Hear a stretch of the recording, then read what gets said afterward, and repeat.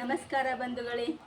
ಜನಪದ ಸಾಹಿತ್ಯದ ಸೊಗಡಾದ ಒಡಪಿಗೆ ತಮಗೆಲ್ಲ ಸುಸ್ವಾಗತ. ನಾನು ಶೋಭಾ. ಇವಾಗ ಒಡಪನ್ನು ಪ್ರಾರಂಭ ಮಾಡೋಣವೇ. ಮೊದಲನೇದಾಗಿ ಅಕ್ಕಿ ಅಗಳ ಎಕ್ಕಿ ಹಸಳ, ಅಕ್ಕನ ಮಗಳಂತ ತಕ್ಕರೆ ಪಡ್ತಾರೆ ನಿಂಗರಾಜ್.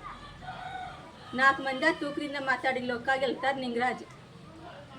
ತಾಟ್ ಮ್ಯಾಗ ತಾಟ್, ವಾಟೆ ಮ್ಯಾಲ ವಾಟೆ, ಕಾಶಿ ಹಾಲು ಕಲ್ಗಟ್ಟಿಗೆ ಅನ್ನ, ಸಾಂಗ್ಲಿ ಸಾರು ಉಣಕಲ್ ನೀರು, ತುಸ ಉಂಡು ಖುಷಿ ಪಡ್ತಾರೆ ನಿಂಗರಾಜ್.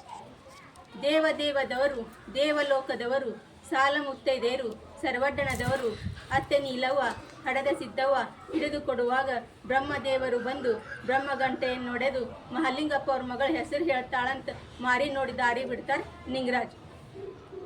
ಬಂಗಾರ ತೊಟ್ಲ ಬೆಳ್ಳಿ ಹಗ್ಗ, ಕಂದನ ತೂಗಿ ಮುಂದಕ್ಕೆ ಹೋಗ್ತಾರೆ ನಿಂಗರಾಜ್.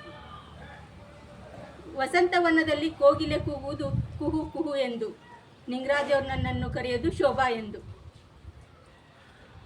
ಯಶೋದೆಯ ಮಡಿಲಲ್ಲಿ ನುಡಿದು ವಸುದೇವನ ಒಡಲು, ನಿಂಗರಾಜ್ ಅವ್ರ ಕೈ ಹಿಡಿದು ದಾಟಲು ಬೇಡವೆನು ಈ ಸಂಸಾರದ ಕಡಲು.